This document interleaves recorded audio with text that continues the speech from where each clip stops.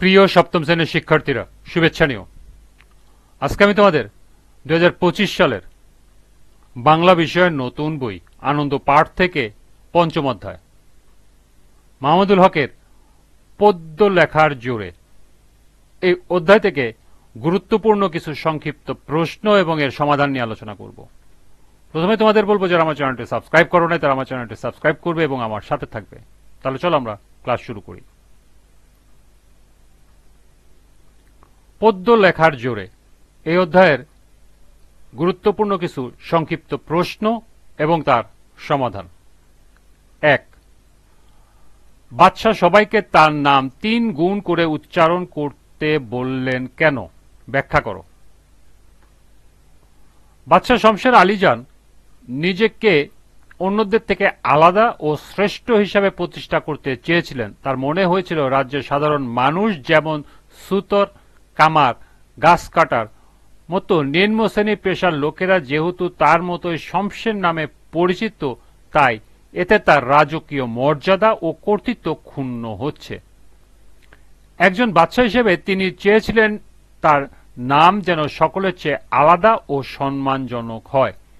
এজন্য তিনি তার নামকে 3 গুণ করে উচ্চারণ করার আদেশ দেন। এর মাধ্যমে তিনি বোঝাতে চেয়েছেন যে রাজ্যের প্রতিটি মানুষের তুলনায় তিনি কমপক্ষে 3 গুণ শক্তিশালী, মর্যাদাপূর্ণ এবং প্রভাবশালী।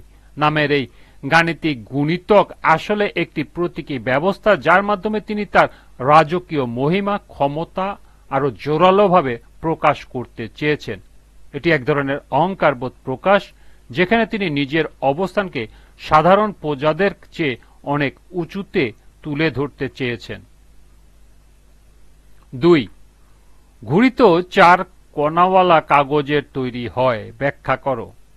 ঘুড়ি তো 4 কোনাওয়ালা কাগজের তৈরি হয়, এই বাক্যটি ছেলেটি খুব কৌশলে বলেছে যাতে সে ও তার সঙ্গীরা রাজদণ্ড থেকে রক্ষা পায়। এটি একদিকে যেমন যুক্তি নির্ভর ব্যাখ্যা, অন্যদিকে তেমনি মজার ও বুদ্ধিদীপ্ত প্রতিবাদও বটে। বাদশাহ ঘুড়ি ওড়ানো তৈরি ও ওড়ানো নিষেধ করেছিলেন, কিন্তু তিনি স্পষ্টভাবে ঘুড়ির সংজ্ঞা দেননি। সেই সুযোগে ছেলেরা শুকনো কলাপাতার তৈরি গোলাকৃতির বস্তু ওড়াচ্ছিল, যা দেখতে ঘুড়ির মতো হলেও প্রকৃতপক্ষে ঘুড়ি নয়, কারণ ঘুড়ি সাধারণত হয় 4 কোনা ও কাগজের তৈরি। ছেলেটি সেই প্রচলিত সংজ্ঞা ধরে যুক্তি দিয়ে বলেছে তারা ঘুড়ি ওড়ায়নি। এখানে ছেলেটি আইন মেনে চলার ভান করে আসলে আইনকে ফাঁকি দিয়েছে, আর সেই সঙ্গে বাদশার অন্যায় ও অযৌক্তিক হুকুমের বিরুদ্ধে এক ধরনের প্রতিবাদ জানিয়েছে। এর মাধ্যমে, এই বক্তব্যের মাধ্যমে ছেলেটি বুদ্ধি, তীক্ষ্ণতা ও প্রতিরোধ ক্ষমতা প্রকাশ পেয়েছে। 3. ওরে তো পথ করে আর ফুরফুর করে ঘোরে, উক্তিটি ব্যাখ্যা করো। ওরে তো পথ করে আর ফুরফুর করে ঘোরে, এই বাক্যটি ছেলেটি বলেছে পণ্ডিতের ভুল ব্যাখ্যার প্রতিবাদে। পণ্ডিত বলেছিল যাহা ঘুরঘুর করে ওরে তাই ঘুরি। এতে ছেলেটি যুক্তি দিয়ে দেখাতে চেয়েছে যে পণ্ডিতের ভাষাগত এবং বাস্তবিক ব্যাখ্যা ঠিক নয়। ঘুড়ি যখন আকাশে ওড়ে তখন সেটি পথ শব্দ করে বাতাসে দুলে ওঠে, আর ফুরফুর করে ঘোরে মানে হালকা বাতাসে নাচে, দুলে বেড়ায়। এখানে পথ শব্দটি ঘুড়ির কাগজের বাতাসের শব্দ করার অনুকরণমূলক শব্দ, আর ফুরফুর শব্দটি ঘুড়ির মসৃণভাবে ওড়ার অনুভূতি বোঝাতে ব্যবহৃত হয়েছে।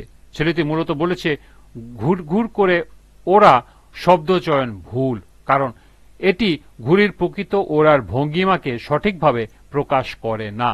আর তাই মন্তব্য শুধু একটি ভাষাগত সংশোধনী নয়, বরং পণ্ডিতের অজ্ঞতা ও কর্তৃত্বের কৃত্রিমতা ব্যঙ্গ করার একটি চতুর উপায়। 4. এই হলো গিয়ে আপনার 10 মনে অভিধান ঘাটাঘাটির ব্যাপার, উক্তিটি ব্যাখ্যা করো। এই হলো গিয়ে আপনার 10 মনে অভিধান ঘাটাঘাটি ব্যাপার, এই বাক্যটির মাধ্যমে পণ্ডিত বোঝাতে চেয়েছে যে এই বিষয়টি কোনো সাধারণ ব্যাপার নয়, বরং একটি জটিল, ধূসর এবং ব্যাখ্যা নির্ভর।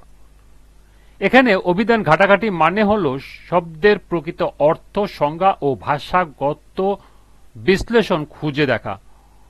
পণ্ডিত বলতে চেয়েছেন ঘুড়ির সংজ্ঞা বা কি ওড়ে আর কাকে ঘুড়ি বলা যায় এই বিতর্ক সহজে মীমাংসা করার বিষয় নয়।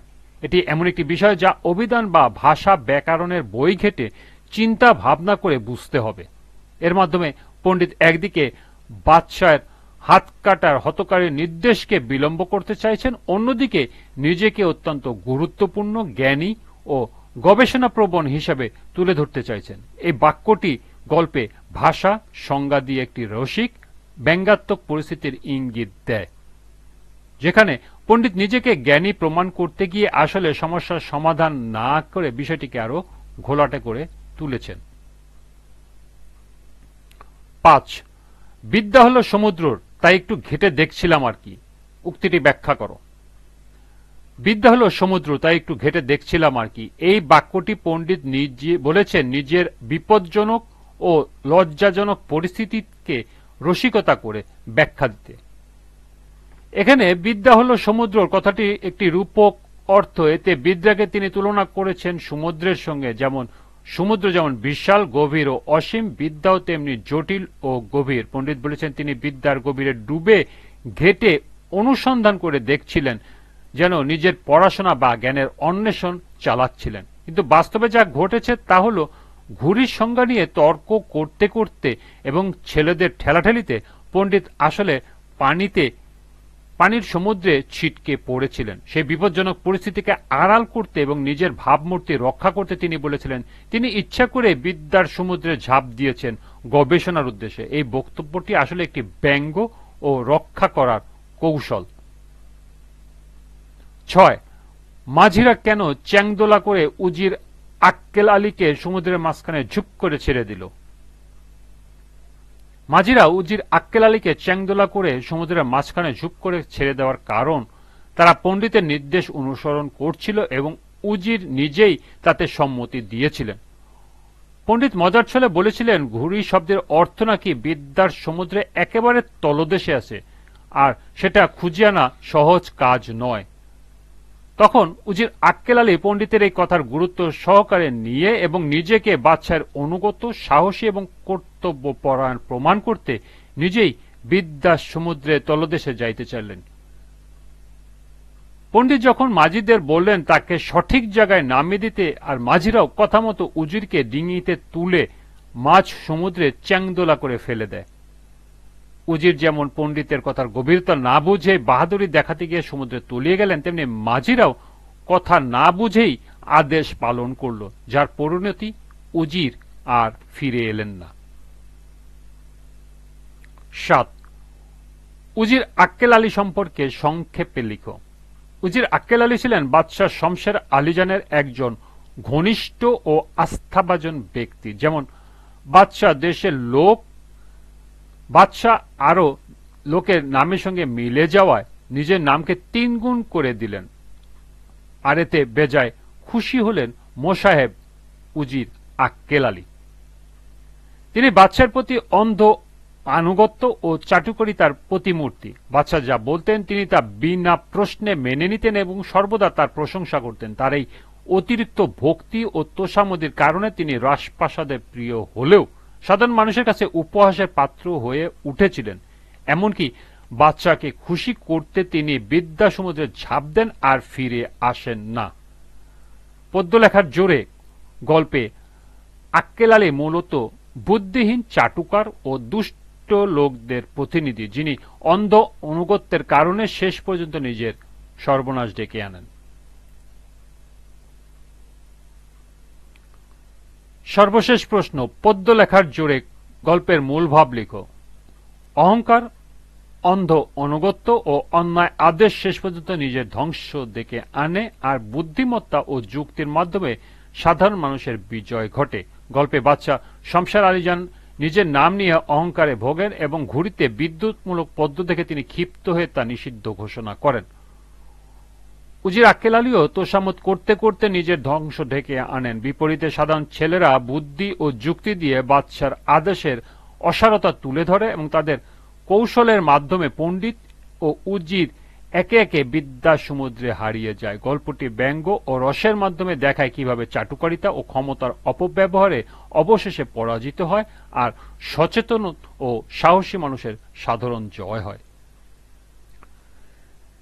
এই ছিল পদ্য লেখার জোরে এই গল্পের 8টি গুরুত্বপূর্ণ সংক্ষিপ্ত প্রশ্ন এবং এর সমাধান। আজকের ক্লাসটি এ পর্যন্তই।